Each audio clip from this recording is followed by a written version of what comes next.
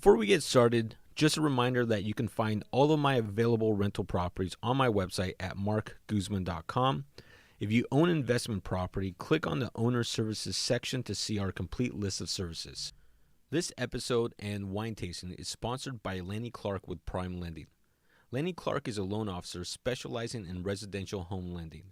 He communicates with you every step of the way, and his honesty sets him apart from the rest.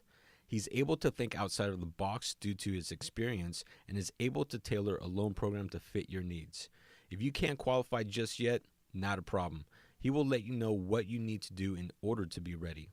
Lanny is also backed by Prime Lending, which is one of the biggest and fastest growing lending banks in the nation. They have simplified the home lending process down to 5 steps. And FYI, step number 5 is to relax and enjoy your new home. So contact Lanny Clark today at 510-964-0620. Very little is more important for your overall well-being than your mental health. Yet mental health and the issues that can arise from it are still not always taken as seriously as they should be in today's society. People everywhere are dealing with issues, and simply telling someone to get over it is not how it works. Today, my guest is Dr. Sheila Addison, a therapist who specializes not just in family matters, but in counseling the LGBTQ community. With 21 years of experience behind her, we talked to her about mental health in America today, as well as the misconceptions that society has about communities that struggle every day with their well-being. First started to hit a lot of the major grocery stores, and they were probably about $10 a bottle. Yeah. And it was so cheap, and Yeah. and I discovered it, and I was like, wow, this is some really good wine. Now I want to say they're like $35. Really? They've Yeah, gone up. yeah. Wow. Yeah, it's actually kind of cool to see some of the wines that start at $5 to $10, and then because of Because they're popularity, good. Yeah. yeah, and they're good. But at the same time, it's if you can make a profit at $10 a bottle, and now you're Right. at $35 a bottle just because you can sell it, just Right. kind of shows you how much money the profit margin on Maybe they're doing alcohol, more right? marketing, or maybe they're paying their workers more. That would be nice. Yeah, that'd be nice. Yeah, yeah, for sure. So, Lanny Clark with Prime Lending is our sponsor. He gives us a wine tasting. So, just a shout out to Lanny Clark at Prime Lending. And so, cheers. Cheers. Happy holidays too. Yeah. Happy holidays. Mm, That's nice. good wine. Nice. Love it. I like those leather kind of the, aromas in the nose, like Hmm. kind of dried fruit and leathery kind of.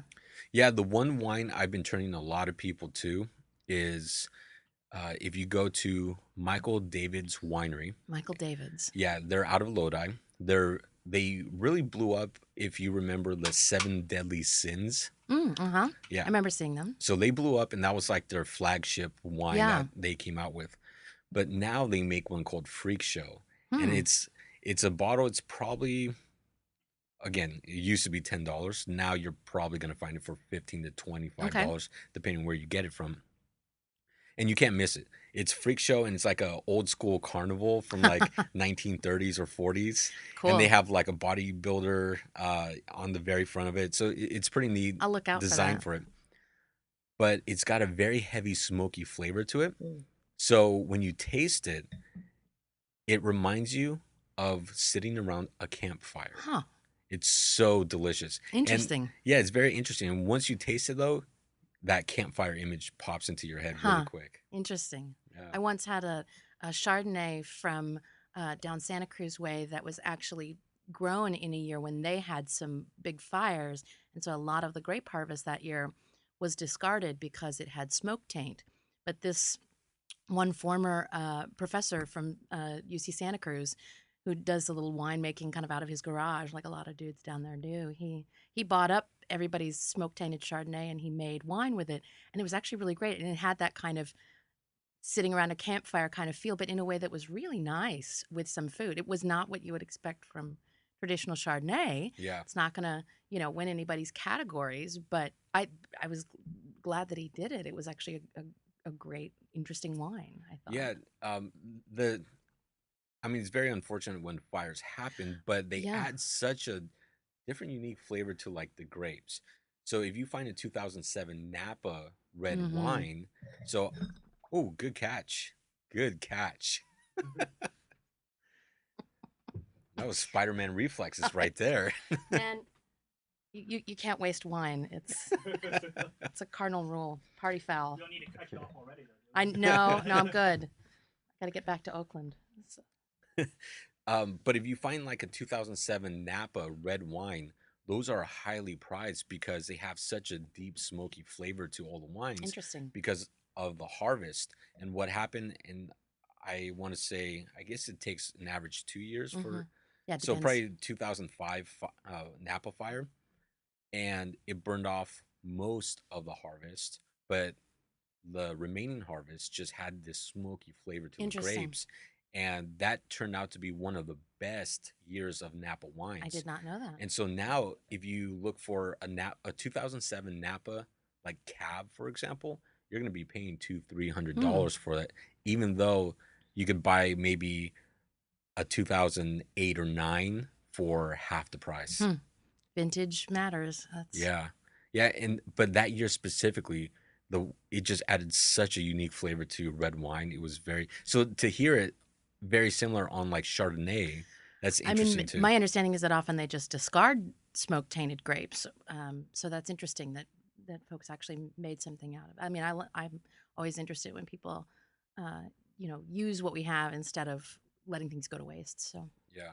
Yeah, and the one thing about white wines that I wish more people did is taste white wine at room temperature mm-hmm. instead of like Super chilled cold. or super cold because that ruins a lot of the actual grape flavors, or not ruins, but it hides it. I like it cold, but not as cold as sometimes it's offered as. That's for sure. Yeah. Yeah. Absolutely. So, Same with beers. Actually, I've had some yeah, interesting beers, especially the sours that are getting popular. That if you have them, those are very unique. I love them. But I've had some that if you have them as cold as they come out of the fridge, they might be okay. But if you actually let them warm up a little bit, they get really interesting. So Yeah, the sours. mhm. Yeah, Sours and some of the barrel aged, stouts and things like that. So yeah, the first sour beer I had was a couple years ago down in Morro Bay. I tried it. It's a very unique flavor. I know once you try it one time, it's either you hate it or you're not sure about it. hmm. Right? It's one of those where you're not going to love it right off the Huh. bat, but it builds upon you.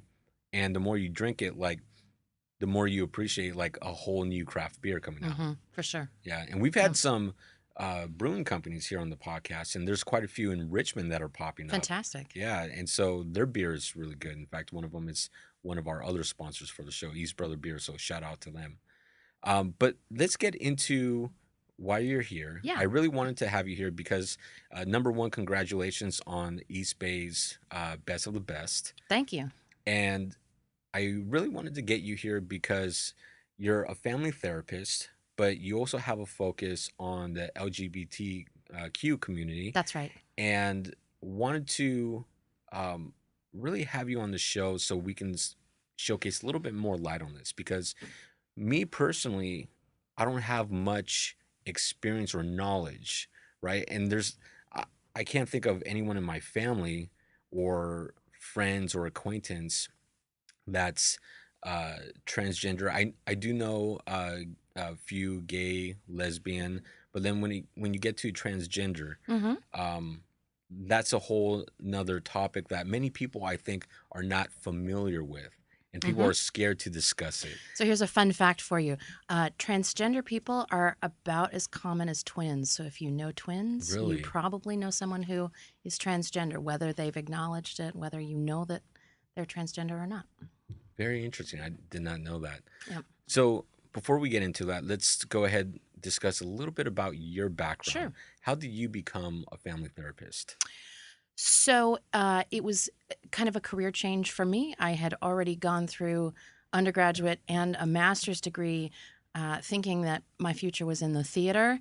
And then I realized that perhaps was not the case. And so I took a year to kind of get my head together and figure out what I wanted. And I was doing some volunteering work at the time, actually with a youth group in this. I was living in Boulder, Colorado, for GLBTQ youth. And I realized that looking at my own therapist, that that she had a really interesting life, and that in fact what interested me about theater was people and people's lives and stories. So I started to do some research on mental health careers, and took some 400 level psychology classes at the university because I didn't have a bunch of psych background. And I thought, I'm going to apply to some programs and see if anybody will buy my vision of making this leap, because I thought, well, theater's about getting inside people's lives, and maybe that's a thing I could apply to therapy. And sure enough, a few programs were interested in me, and I wound up getting accepted at Syracuse's MFT program, as a kind of combination master's and doctoral student, because I already knew I wanted to go on to do the PhD. So I made that switch in 1997 and never looked back. Nice. Now, have you always lived in the Bay Area? Oh no, this I've been in California 11 years now, but I was actually born in Southern Indiana. Went to school in Central Indiana, and then went over to Boulder, Colorado, for my master's. Then I did my second master's, my MFT, and my doctorate at Syracuse, so upstate New York, or Central New York, depending on who you're asking. And then I went back to Denver because I really liked Colorado, and I kind of thought that's where I wanted to plant my roots. I've been to Denver a few times. I've never gone to Boulder. I wanted to go on this last trip, but didn't go. I like Colorado. It's nice. I really love Colorado, and I just visited back there about 18 months ago for the first time since I'd moved out to California. And there's a lot to love about it. I still have a couple good friends there. Yeah, and I got my hours toward licensure there. Got licensed for the first time. Worked in a day treatment program. Worked in a small private practice that I started. Started doing some teaching. But it turned out I actually had a lot of friends out here in the Bay Area, and they kept saying, "You should come this way. You'd really like it." And I said, "Well, it's not really easy to pick up 4 or 5 jobs and private clients and move. So you'll have to help me find a position." So I found a teaching job here, and I moved in 2007. Okay. So what's kept you here in the Bay Area?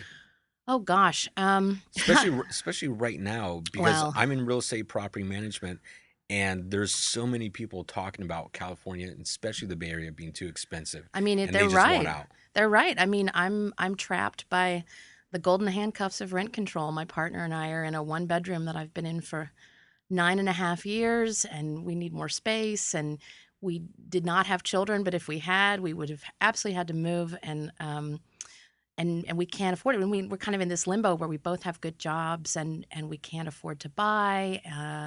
Even with some pretty good savings that would, in a lot of other areas, let us do it. So why do we stay? Well, I mean, I've got this business that I've built up here, serving particular communities, and that's been a lot of labor of love, and building connections and networks. And my partner works in a kind of unique industry as well, in art transportation and handling. And there aren't a lot of jobs. I mean, you're basically talking big cities. So, we neither of us are super mobile, but we also really love the Bay Area. Um, I joke about how it kind of spoils you for traveling anywhere else, and it's actually gotten better.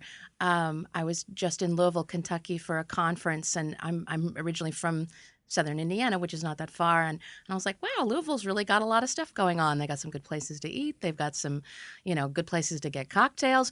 But I mean, for the longest time, I mean, we'd be here and then we'd go travel somewhere else and just be going like, oh, why can't I get a decent salad, And will somebody please mix me a drink that doesn't have a bunch of sugar in it, And so, I mean, I'm here because I love the climate and I love the diversity. I love the interest in diverse people and stories and food. And there's so many things. When I moved to the Bay Area, some friends who'd lived here a long time told me the first thing you're going to have to learn how to do is to say no to things. Because if you say yes to everything that sounds interesting, you will like fall over and die. You will run yourself into the ground, because The amount, like my partner and I are subscribers to Shotgun Players Theater as annual subscribers, and we subscribe to the Curran's theater season, and we've subscribed to other theaters, and we could just do so much. But sometimes you just have to be at home, Yeah. and like do the laundry. So it's never dull here, and it's beautiful here. I mean, I grew up in the Midwest where it would be super hot and full of mosquitoes, and where it could get super cold. I've lived in places like Syracuse where it snowed like crazy, and at least until climate change ruins it for everybody. Like, this is one of the greatest places to live anywhere, and that's why so many people want to be here, I Yeah, suppose. exactly. Yeah, and once you start living here in the Bay Area for a few years, you get spoiled. You really do. Yeah. You I really mean, do. like what you mentioned, the access to whatever you want to do is Right. here. But then Culture, sports. exactly. And then weather too. Mm-hmm. But recently with the wildfires, we had a blanket of just smoke Yeah. over the Yeah. Bay Area for about, what was it, 2 weeks? Yeah, it was pretty bad, and I missed some of the worst of it because I was actually traveling. But my partner was here the whole time, and it really affected him, and it affected my clients. I had folks that said I really don't want to leave my house and come to therapy because I'm too worried about the smoke, and or because they use bikes or public transit or they walk, and I said I get it. So Hmm. so Yeah, who and knows? But yeah, hopefully it doesn't become a recurrence, but there's many people that study climate change and they're all kind they of say saying this. that, hey, this might be a regular occurrence Yeah, it's if pretty scary to think about. yeah, yeah. So it's one of those things where, it's going to be interesting to see how that affects California. I There's a agree. lot of people already talking about leaving California because of the very high rental Mm-hmm. prices, the very high home prices to Sure. purchase, Which the and fires are making worse because we've just burned out, correct. what, 250,000 people? I mean, Yeah, and where between and Santa where do they Rosa and go? Chico, yeah, we don't have any When place. you have a city like Paradise that completely burns down, there's not even they it's not like they can just move to the other side of town Right, and find a right, place. right. Yeah. Same with Santa Rosa. They Hmm. already had a housing crisis. So, Yeah, yeah. So, what does it fully take to become a licensed therapist? And what's been one of the most satisfying things about being a therapist for you? so, to be a licensed therapist in California, you've got to have first a qualifying graduate degree. So, for a lot of folks, that's a master's degree in marriage and family therapy, or in clinical counseling, or clinical social work. And or it can be something like a doctorate degree in psychology. Um, but you have to complete a degree that has certain elements to it in terms of clinical training and theory and practice. And then you have a period where you're in what they're now calling your associateship. Used to call it internship, but where you're essentially post graduation but pre licensure, and that's a minimum of 2 years. Um, Often takes people more like 4 or 5. It can take people up to 6 years. And that's a time when you're earning hours for licensure. You're still supervised by someone who has a license, either in their private practice or in an agency or something. And then once you earn your hours, a lot of which are the face to face hours with clients, but of course also hours doing training and paperwork and things like that. Then you have to sit for exams, and you take one exam kind of early on where you are tested on California law and ethics. And then at the end of your period, your 3,000 hours essentially for licensure, then you take another exam, which is really comprehensive about theory and practice. And if you line up all of those things, the degree, the hours, the supervision, the exams, then you get your license. So it's a long process, pretty involved, and as I say, it can take as little as 2 years, but for a lot of people, especially in the Bay Area, because there are so many unpaid or very, very low paid intern positions, which I really struggle with. It means that a lot of folks, can only afford to do it part time. They're doing it on top of another part time or full time job that isn't getting them to licensure. So it can really stretch out. Um, But for me, one of the most satisfying things about being a therapist is that um, I specialize in couples or intimate relationships, and it is so satisfying when I have people come into my office, like in a first meeting, and they're really unhappy. They're really struggling with one another. That's not the satisfying part, by the way. But we work together on helping them to slow down, to empathize with each other, to understand their feelings and articulate them more, and to develop that basis of trust that really is essential for a secure relationship. And when they are able to have difficult conversations, to disagree with each other, and yet, say, I see your point, or I understand why you'd feel that way, or, I think part of the issue here is something that I might be doing. And they can handle that conflict in a new way. It is so, it's such a rich experience. Like, I watch people kind of do do a different dance than the one that they came in with. And I mean, sometimes I get the hairs stand up on the backs of my arms, or I get tears in my eyes because I watch people like really be vulnerable, and lead with their hearts, and I see how satisfying that is, to have a relationship that really feels good and safe, and like we can have conflict, we can disagree, we can even have arguments, but we're not going to deliberately hurt each other, and we're not going to leave each other, and this is something that we'll face together. That's wonderful. That's such a reward. Do you think with couples that would communication be the biggest issue that you see coming in? Well, I think most folks who come in for therapy will say something along the lines of, well, we just can't communicate, or we don't communicate well. The researcher John Gottman likes to say, you know, that actually these folks communicate really well. They communicate, I think you're a jerk, and I don't know why I stay married to you, or wow, aren't you an idiot? But that's not what you want to be communicating in a healthy relationship, even though those are probably thoughts that everybody has sometimes. So like people put it down to communication, and I think there's something to that, because being unable to regulate your conflict, or have a disagreement in a way that still affirms we are people who love each other, and this relationship matters, and we're going to be a team to face whatever is ahead. I mean, that's a hard thing to do, and I don't think we get a lot of models about how to do that. So then maybe communication is not the issue, but maybe would it be understanding the other person? I mean, I think it's often a lot of layers, right? I mean, there's the struggle for communication, which is one layer, but then down underneath that, there's often a lot of um, beliefs about self and others. What we learned, maybe even as a young person or a child. Am I valuable? Are other people going to be there for me? Can I trust them? Am I someone who matters to people? And these kind of bigger belief systems, we sometimes talk about attachment patterns. Um, we may not even be aware that they're activating us, but whether you're somebody who is always worried, like, oh, is everything okay, where are you okay, are we okay, is something going on, what's wrong, that kind of anxious style.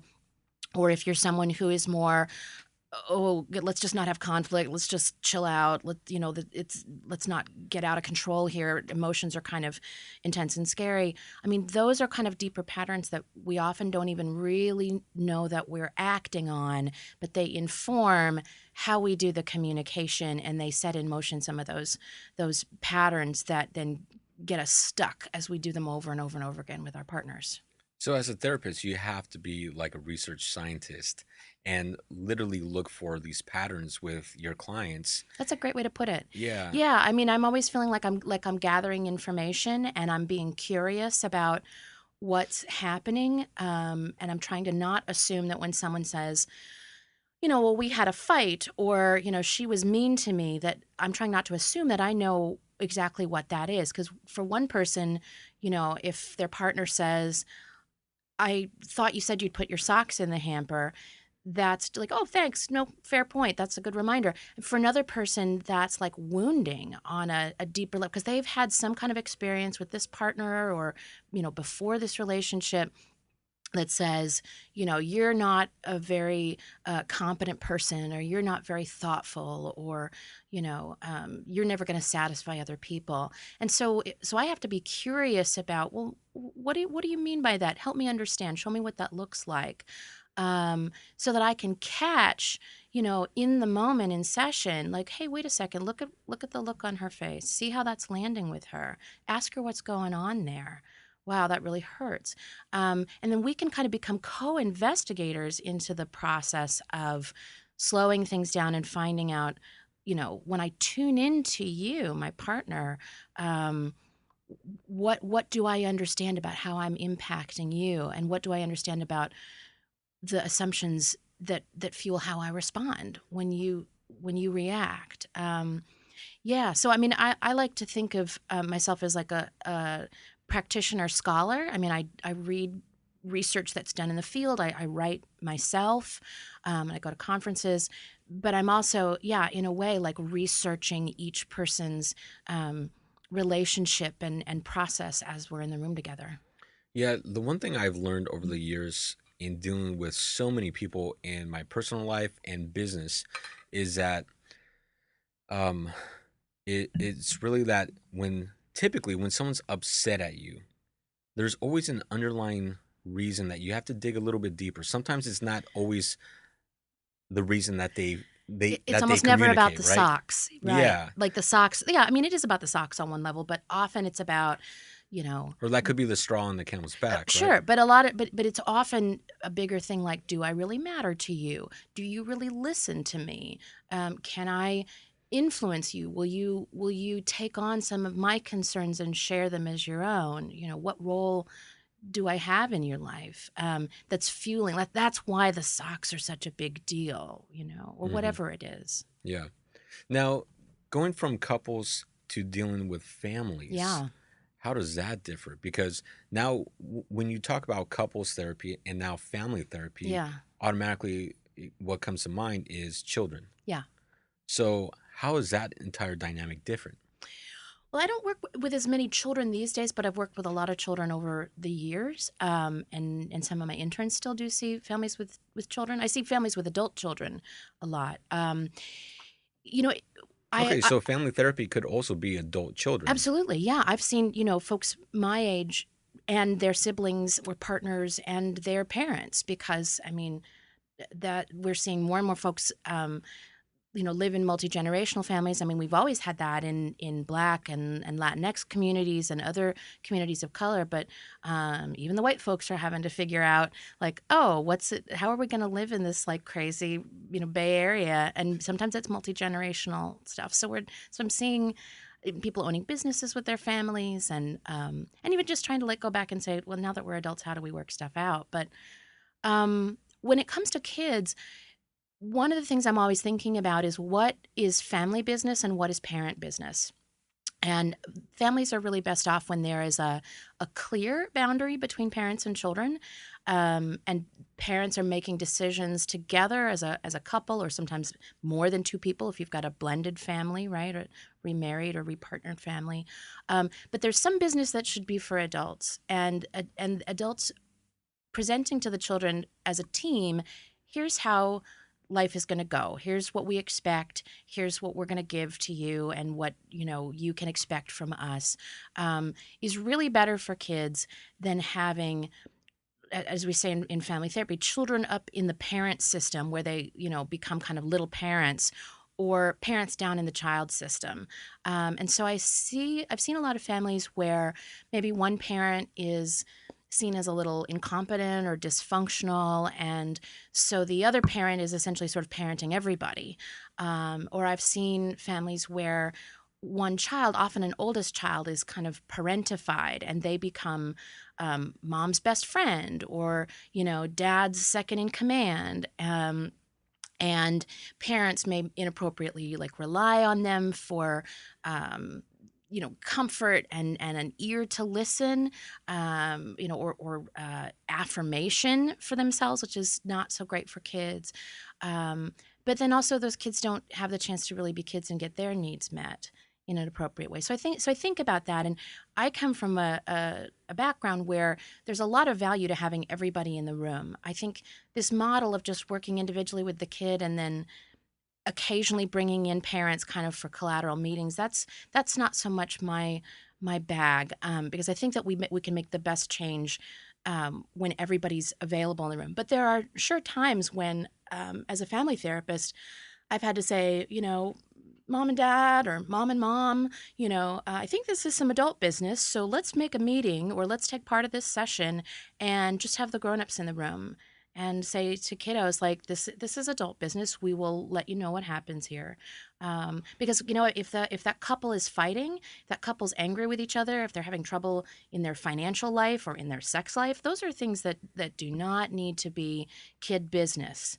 It's not. I imagine Stabilizing for those are the kids. two Yeah. biggest issues, right, with Finances and couples. sex. Yeah. Parenting also. I'm like, because the great family therapist Carl Whitaker said, marriage is a battle in which two families pick their scapegoats to go out and battle over which family's culture will get recreated.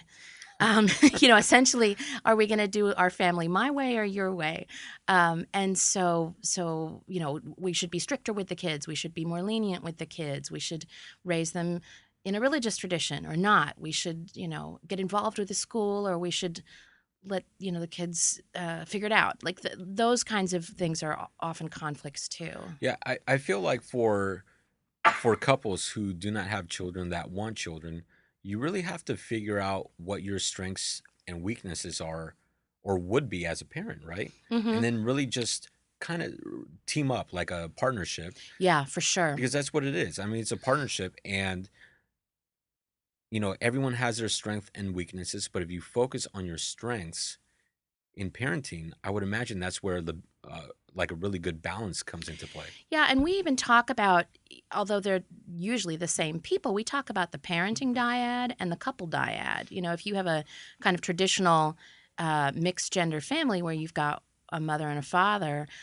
those people have two different relationships. They've got their relationship as a couple, like their intimacy partner, their sexual partner, but they also have a relationship as co-parents. And you see this even more clearly when there's a blended family, or when you have more than two parents.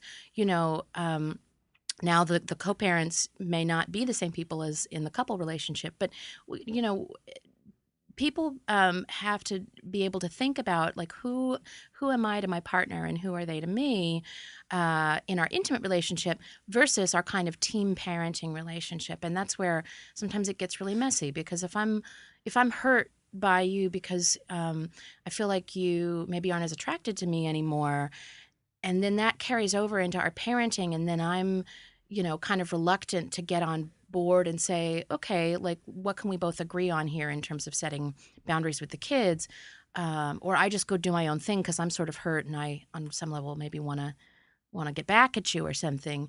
That's what we really see problems occur. But I think that most people we're like, our parents all, I'm sure, tried really hard and tried their best and gave us the best that they could, and very few people have a sort of ideal parenting model to look to either. And so, you said, like, we've got to do our own work and get our own business kind of sorted out too, to be parents, So which is a process. It's. so I have a question for you. Yeah. So if parenting, because what you said just now really triggered this in my mind, that we can only do the best that we can based on what we know, right? Yeah. And so even if parenting seems to be going okay, Yeah. seems to be going fine, and there's no problems in general, do you still recommend for people to visit a family therapist? And because I know in my personal life and business, the one thing I've always tried to achieve is, well, you can always be a little bit better. Mm-hmm. Sure. So could the same thing apply to parenting and maybe visiting a family therapist, even though nothing is out, like, wrong? What I would say is, I think it always is a good idea to, first of all, have, whether it's in an intimate relationship or a family, to have a mechanism for kind of checking in and saying, how are we doing? We don't do like quarterly evaluations like we do in business. I hope not. But the idea of sort of getting a temperature check, having regular check-ins, for a couple where you get together once a week or once a month and you say, how's it going? What's going on in your life? What's really salient for you right now? What are your biggest worries? And I get the chance to do the same. I really recommend that for couples, and I recommend it for families too. How's everybody doing? Let's all update each other. What's going on? What are the concerns that folks have right now? Virginia Satir, who was also a great family therapist, recommended doing this kind of family temperature check regularly. What are our joys and excitements, and what are our worries and concerns? And so that's one thing that I recommend families do, to keep the lines of communication open. And another thing that families or that parents can do is, there are more and more resources out there for parents, whether it's reading books or watching videos on YouTube, or workshops that they can go to. So, for example, there's a great one called "Hold Me Tight, Let Me Go," which is based on emotionally focused therapy, which is developed for couples.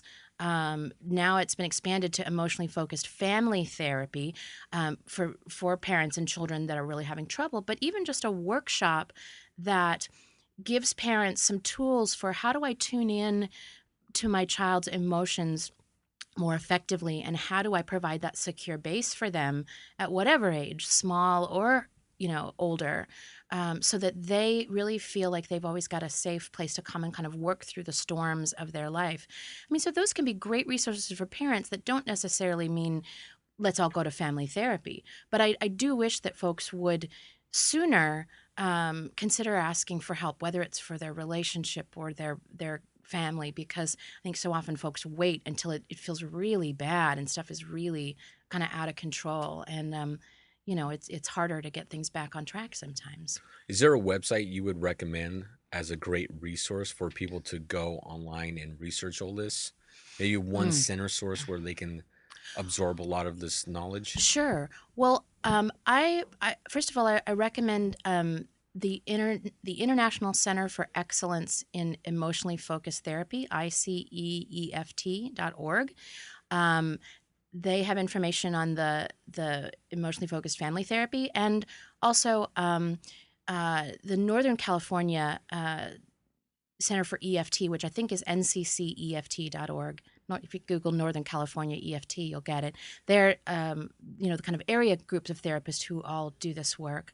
And then I also recommend that folks just Google Gottman, Gottman, because the Gottmans out of Seattle, they're kind of the other big relationship therapy folks, who provide training and workshops and etc. And we have Gottman certified folks here in the area, but they also have written some really good stuff on parenting, and particularly they have a program called Bringing Home Baby, which is for couples bringing home their first children, because that period is really often very chaotic for relationships, and it's where the seeds of some divorces get planted. And so you can buy books and videos there, or you can connect with a certified therapist in your area. Okay. Now let's talk about the LGBTQ community. Sure. And what are you seeing on your end as a therapist?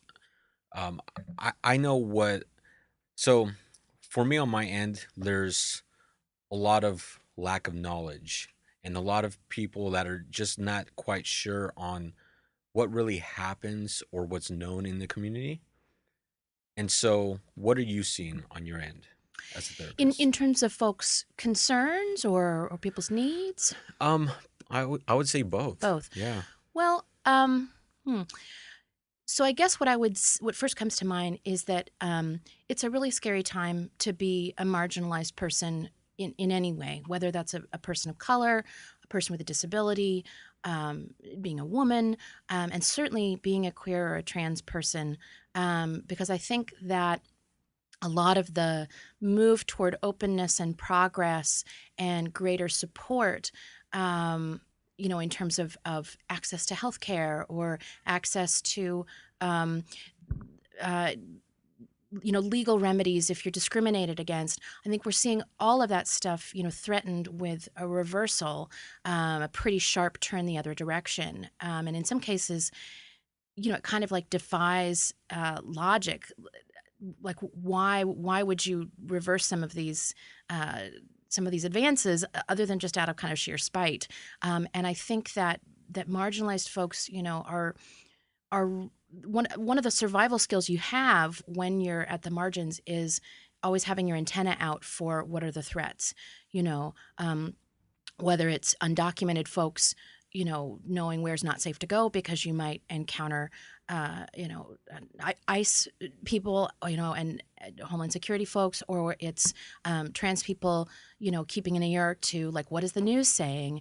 There was just a huge editorial in the New York Times right before this past weekend by a woman who talked about her experience with transition in some very mixed terms, and it's her experience and it's really valid, but she made some generalizations about her experience that that trans people knew as soon as it came out were really going to scare and freak out a lot of cisgender people who are not trans. It would kind of confirm some negative stories that they had, and confirm some worries that parents have for transgender kids, and confirm some arguments that people who discriminate against trans people use. And like every transgender client of mine this past week was talking and thinking about that article and was, losing sleep over what, how is this going to be used to hurt people like me? So I think the current events are really significant for folks, and it really helps me as a therapist to be very aware of what's going on because it's stuff that my clients are going to want to talk about. Um, in terms of what people's needs are, you know, being a therapist for over 20 years with people at the margins, in all kinds of ways, I think the biggest takeaway for me that I always try and convey is um, people need acceptance for who they are, and they need support, and they need to be listened to and believed when they tell their stories, and they need to be treated as valuable, as valuable as anyone else. That's really, I mean, I think what all kinds of different people want is just to be given dignity, and respect and worth as human beings. So, as a licensed therapist, right now we have a president who wants to essentially define transgender completely out of That's existence. right. And there's many that also state transgender is a mental disorder. Hmm. So, as a licensed therapist, what's your opinion on that? What's the take? Well, I can say that the science is very firmly against this statement that came out that gender is only definable by a few, by essentially what the doctor says when they hold you up after you're born. And there's so many ways that science contradicts that. There are children born whose physical sex is not immediately clear or obvious. We refer to people as intersex folks, but we also know there's hundreds of different kinds of ways that all of the different characteristics, chromosomes, genitalia, things that happen at puberty, uh, don't line up in the way that we typically expect them to. And so, just that in and of itself gives the lie to this idea that your single and only quote true gender is, what happens when they hold you up by your heels and cut your umbilical cord. Um, I also I think it's unequivocally clear that for folks who are transgender or a gender minority in some way, that just that fact is not itself a mental disorder. It's the suffering that some people experience when their body doesn't fit who they see themselves as, what we call dysphoria, which some but not all people have. That can be a kind of disorder, I don't think is a great word. There's a lot of things that are in the DSM that are And not. dysphoria covers a lot of things, Yeah, it can cover a like lot. even anorexia. Sure. I mean, yeah, the dysphoria is a characteristic of a number of different experiences. Men who feel like their body isn't muscular enough, or people who feel like they're too short, or that their body is too heavy in some way. And so that kind of mental suffering is really what we're targeting with both therapy and then medical support if people have it. But there's nothing about being gender diverse in some way that means that you're not able to be a well-adjusted person. The other thing is that I think the limitation of the DSM of psychiatry is it just does not at all take into account the suffering that people experience because of the community or the culture that they live in, the attitudes that are around them. It doesn't account for the suffering of racism or the suffering of sexism, and certainly doesn't account for the suffering of heterosexism and Bullying. homophobia and bullying. Right.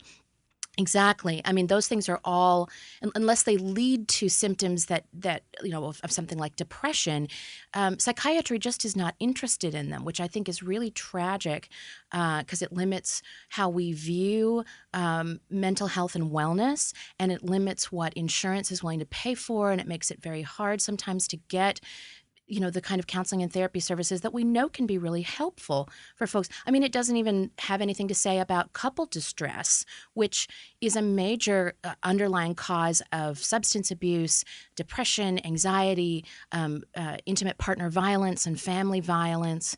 But it has nothing to say on that subject. So the DSM is not the be-all, end-all of what suffering is about. And there's nothing inherent about being a gender minority that means that you have some kind of problem. Usually the problem is the problem that society has with you. Hmm. So for transgender clients, in your practice, is would you say that the majority, or is there a certain percentage that come to you because they feel bullied? I would say that I have yet to encounter a person who's transgender or a gender minority who has not had bullying or uh, discrimination or prejudice or physical harm happen to them in some way. And for So that's just a constant in their I mean, I life. think I think it's an almost universal experience. Certainly wouldn't want to say in 100% because I haven't talked to every person in the world, but I think it's almost universal. Yeah. As a society, what can we do to help these people? I mean, because they're people just like us. Sure. I mean, what can we do? I think that one thing I really encourage cisgender folks to do, cisgender are folks who are not transgender, who our sense of ourselves matches up with what the doctor said when we were born. I think that one thing that we can really do is to open ourselves up to taking in and having contact with transgender people and their stories. I encourage folks to, now that we sort of have this rich world of social media, read blogs that transgender people write, follow their Twitter streams, follow their Instagrams, get to know people's stories, even if you don't know them person to person. But if you have the chance to get to know people as individuals, that's even better. If there's someone in your extended circles, you might ask, see if you can and befriend that person and say, hey, I'd just like to, have coffee. I'd like to hear about your story if you're willing. Um, give yourself opportunities to meet people who are different from you. The holidays are times when often people are thinking about volunteering and about charity work, and I encourage white people to go and find opportunities to do acts of service in communities of color, because so many of us white folks can spend a lot of our lives without ever getting to know people's faces and names and stories. And so in the same way, I'd encourage cisgender people, find an opportunity to volunteer, to be an usher for an event, or to stuff envelopes, for a transgender not-for-profit organization, or to do some outreach.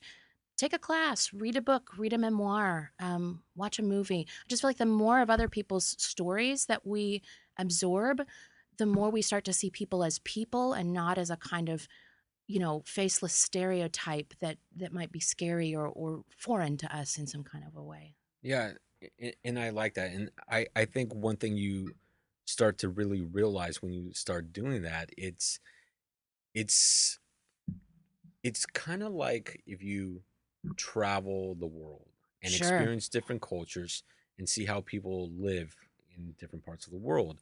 The one thing at the end of the day you start to learn is that they're just people. Everybody's just people. We're all human, and there's so many ways of being in the world that you can't possibly imagine all of them. Now, one thing that I've been noticing a little bit more are children as young as 6, 7, and 8 Hmm. coming out and saying that they feel as if they should be the opposite Uh sex. huh. Have you had any clients like that at like that young that come out and saying, they might have been born a female but they feel male or vice versa? Sure. I mean, and again, I don't see younger children in my practice right now, but even my associates, my interns, we've had cases with adolescents and younger children. Um, I think that, and I also I'll say I know children in my personal circle also who have. Had periods of what we might call gender creativity or gender flexibility, some of whom have gone on to assert a transgender identity, not all. And I guess what I would say about that is I see that as a hopeful sign, actually, because when we talk to adults who who very clearly identify as transgender, um, again, not all of them, but many of them say, I had a sense from the time I was very small that there was something different. And I may not have had the language to talk about it or understood what I was feeling. But in retrospect, I can look back and say, those were feelings about my gender. Those were feelings about being treated as a boy when I knew I was not a boy. Um, Gay and lesbian and bisexual people sometimes have that experience too. Seems that happens maybe a little later for most folks. But there's all kinds of different paths, and so certainly just because someone didn't know early on doesn't mean that they're not transgender. But with kids asserting gender differences earlier, what that says to me is that we're changing little by little as a culture to a place where it's safer for children to say those things. They have Well, access to internet. yeah, they have images and words. I mean, even just knowing people in their lives who are different in some way. I mean, it's very different to grow up a child who understands some people use different pronouns, and some people might look like a she, but they call themselves a they or a he, and just growing up with like that's just a piece of how the world works. So then you can go through whatever kinds of questions or periods or trying on identities that kids go through, which is normal, and for some percentage of kids find, wow, that really fits for me, and others at some point say, I think I'm okay. But the alternative to that is having an experience where something's different, there's something very wrong about it and very bad, something bad will probably happen if you say something, and you're frightened and ashamed about it, and that's how you grow up, with a sense that there's something deeply wrong with you, and that's going to be very dangerous and harmful to your life if anybody ever finds out, because that's what leads to the really high rate of depression and anxiety and suicide efforts for trans kids, which is super high, and for queer kids as well. I just always think of a story that actually happened right over here in Emeryville Target, of all places, probably 7 or 8 years ago now. They had just redone the cosmetics section, and they like put a lot of extra lighting in, and so it was really shiny and really bright. And I'm pushing my cart along, and I see a woman with a little boy walking along with her, and he's sitting in the shopping cart, and he's reaching out for things in this super shiny, brightly colored section. And she grabs his hand and she says, "No, no, that's makeup. That's for girls. You don't take those things." Now, on the one level, like, of course, you're trying to get your kid to stop grabbing stuff off the shelves. That's a universal parent problem. But I felt so sad that she said to him, "No, that's for girls," right? Pretty shiny things are only for girls. And it was clear from her tone there was something very bad about being a boy who was drawn to something that was for girls. And I don't know what that kid's trajectory will be. He might grow up to be a cisgender straight guy, but I felt like I watched a little part of him like shrivel up that day. Like, whether that's a part that someday might want to wear more colors than just black and red and navy, or might be interested in kittens or taking care of babies or decorating cakes. Like some part of him got squashed that day, Well, and I was that's sad about it. yeah, and that's a whole nother conversation and issue that we have in every culture and society For is that sure. we ingrain these ideas into our society Yep.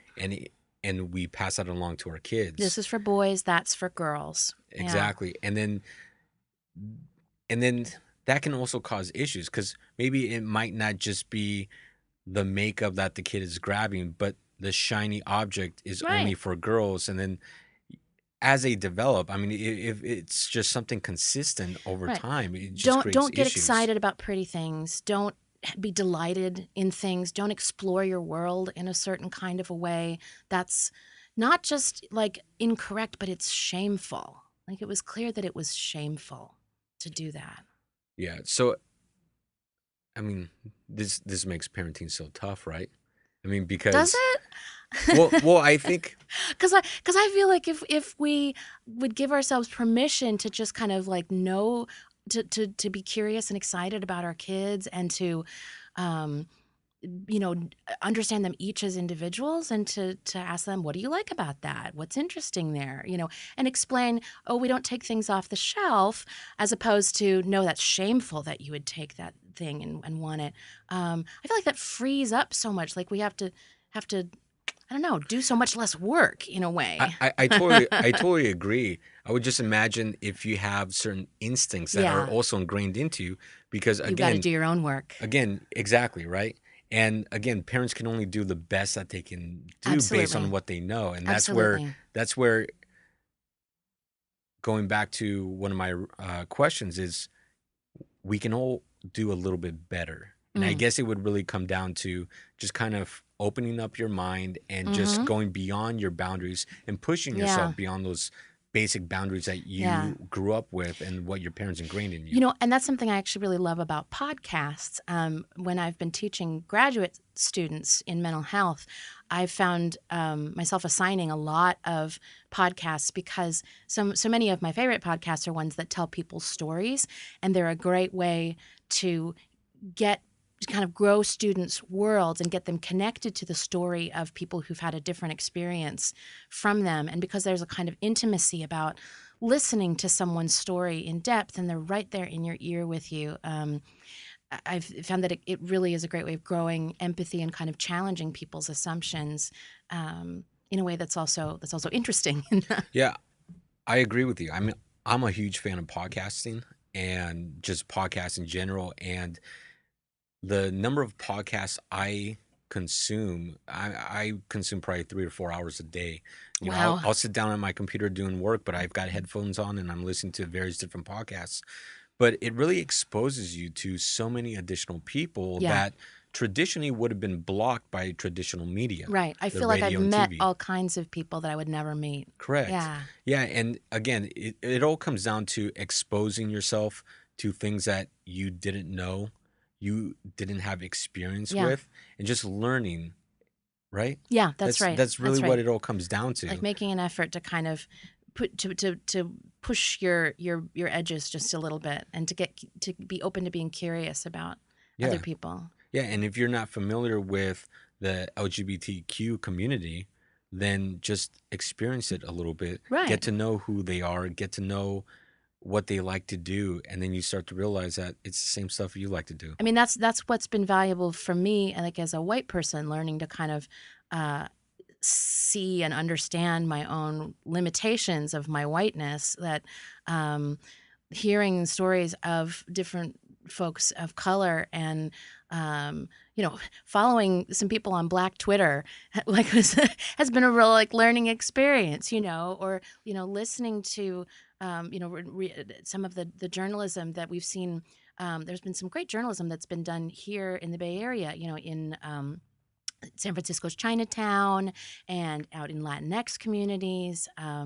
And whether it's reading stories or listening to podcasts or something. There was a fantastic series recently that KQED did about folks who were originally from Oakland and who've moved out to the suburbs, maybe way out, and are now kind of displaced in a different sort of way. And I remember listening to that thinking, wow, this is a whole set of stories that is new to me, that's really interesting. Yeah.